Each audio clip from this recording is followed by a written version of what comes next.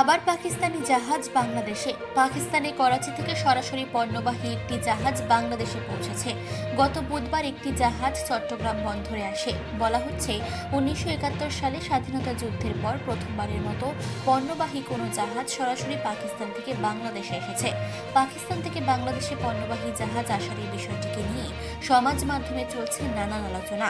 ব্যবহারকারীদের মধ্যে এই জাহাজ করে আসা বিভিন্ন পণ্য নিয়েও কৌতূহল রয়েছে।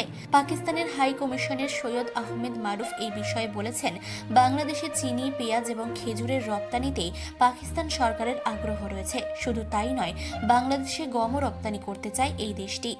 গতকাল মঙ্গলবার বিকেলে বাণিজ্য উপদেষ্টা শেখ বশিরউদ্দিনের সঙ্গে সৌজন্য বৈঠককালে ঢাকায় নিযুক্ত পাকিস্তানের হাই কমিশনার সৈয়দ আহমেদ মারুফ এই আগ্রহের কথা জানান। বাণিজ্য উপদেষ্টা শেখ বশিরউদ্দিনকে পাকিস্তানের হাই কমিশনার জানিয়েছেন, পাকিস্তানে ভালো গম উৎপাদিত হয়, তবে রপ্তানি করা হয় না।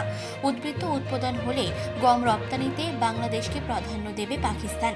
তিনি বিজ্ঞপ্তিতে আরও বলেন, বাণিজ্য উপদেষ্টা শেখ বশিরউদ্দিন বলেছেন, রমজানকে সামনে রেখে সরকার পেঁয়াজ, চিনি, খেজুর সহ নিত্যপণ্যের সরবরাহ বাড়াতে পদক্ষেপ নিচ্ছে। এই কারণে বিভিন্ন দেশের সঙ্গে ব্যবসায়িক সম্পর্ক বাড়াতে চায় সরকার।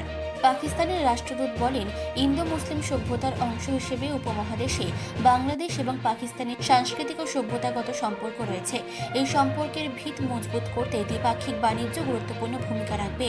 তার মধ্যে এটি হলে সদস্য দেশগুলি উপকৃত হবেন এবং দেশগুলির মধ্যে বিদ্যমান সম্পর্ক আরও জোরালো হবে।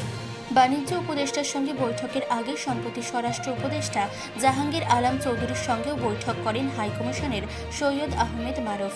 বৈঠক করেন তিনি FBCCI এর প্রশাসক হাসিফুর রহমানের সঙ্গেও।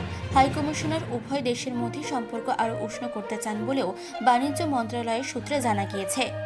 মানসী বসুর রিপোর্ট, চেতনা বার্তা। জেগে থাকে, জাগিয়ে রাখে।